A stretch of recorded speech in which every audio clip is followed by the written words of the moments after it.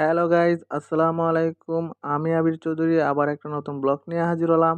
আশা করি সবাই দেখবেন। তো আজ আমরা চলে আসলাম মহেরা জমিদার বাড়িতে।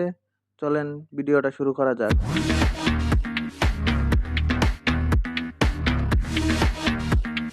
Let's go. আজ সপ্তাহে ছুটির দিন, তাই আমি আমার ফ্রেন্ডকে নিয়ে মহেরা জমিদার বাড়িতে ঘুরতে চলে গেলাম। আশা করি সম্পূর্ণ ভিডিওটা আপনারা দেখবেন এবং লাইক কমেন্ট শেয়ার করবেন।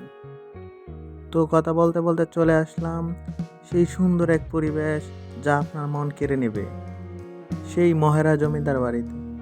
আশা করি ভিডিওটা সম্পূর্ণ দেখবেন, তাহলেই বুঝতে পারবেন কতটা সুন্দর এক পরিবেশ।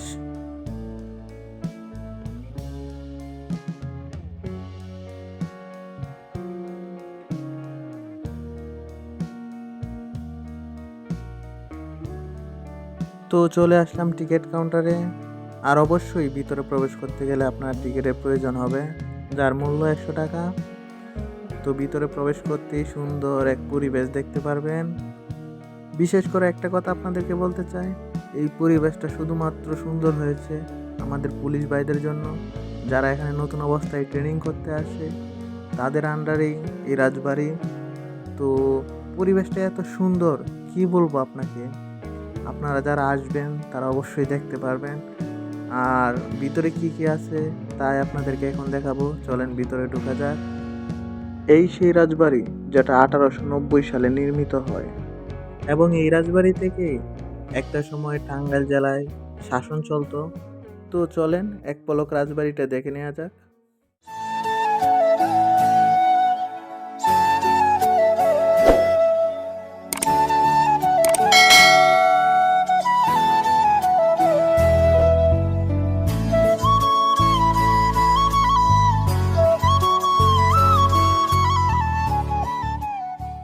এত সুন্দর জায়গায় আসছি, তো রিলস ভিডিও বানাবো না, এটা কি হয়?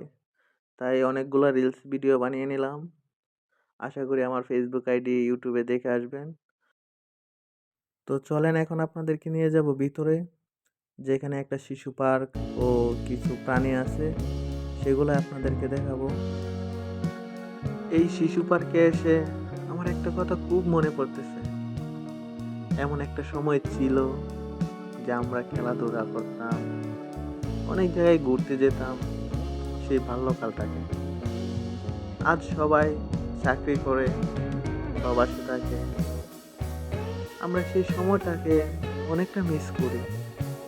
কিন্তু দেখেন, আমাদের যত বয়স বাড়তেছে মনে হইতেছে প্রিয় মানুষগুলা কতটা পর হয়ে যাইতেছে, কতটা দূরে চলে যাইতেছে। তাই আপনাদেরকে বলবো, যখনই সুযোগ পাবেন আশা করি ঘুরতে যাবেন। মন ভালো থাকবে, মন ভালো থাকলেই আপনার সব কিছু ঠিক থাকবে, কাজে মন বসবে। তো আশা করি ভিডিওটা সম্পূর্ণ দেখবেন আপনারা। সত্যি এখানে এসে মনটা অনেক ভালো হয়ে গেল। চারিদিকে পরিবেশটা এত সুন্দর, কি বলবো আপনাদের। আশা করি সবাই ঘুরতে আসবেন এই জায়গায়। তো এই ঝর্ণার ডিজাইনটা আমার কাছে খুব পছন্দ হয়েছে, এবং চারিদিকে পরিবেশটা অনেক সুন্দর, যা আপনাদেরকে একদিনে দেখানো সম্ভব না। তো চলেন আপনাদেরকে এখন নিয়ে যাব মিউজিয়ামে। এই মিউজিয়ামে আছে পুলিশের বিভিন্ন রকমের পোশাকের ডিজাইন, এবং মুক্তিযোদ্ধার ব্যবহারকারী পুলিশের অস্ত্র, এবং মুক্তিযোদ্ধার সময় কে কোন সেক্টর থেকে যুদ্ধ করেছিল তা তারা লিপিবদ্ধ করে রেখেছে আমাদের দর্শকদের দেখানোর জন্য। তো আশা করি সবাই আসবেন এখানে, একটু হলেও মন আপনার ভালো হয়ে যাবে, এবং পরিবেশটা দেখে আপনার অনেকটা ভালো হয়ে যাবে মন, আশা করি। তো দেখতে দেখতে ভিডিওর শেষ প্রান্তে চলে আসলাম। তো ভিডিওতে অনেক কথা বললাম, যদি কোনো ভুল ত্রুটি হয়ে থাকে আশা করি ক্ষমা দৃষ্টিতে দেখবেন ছোট ভাই বন্ধু হিসাবে। তো আজকের ভিডিও এই পর্যন্তই। সবাই ভালো থাকবেন, সুস্থ থাকবেন। আল্লাহ হাফেজ।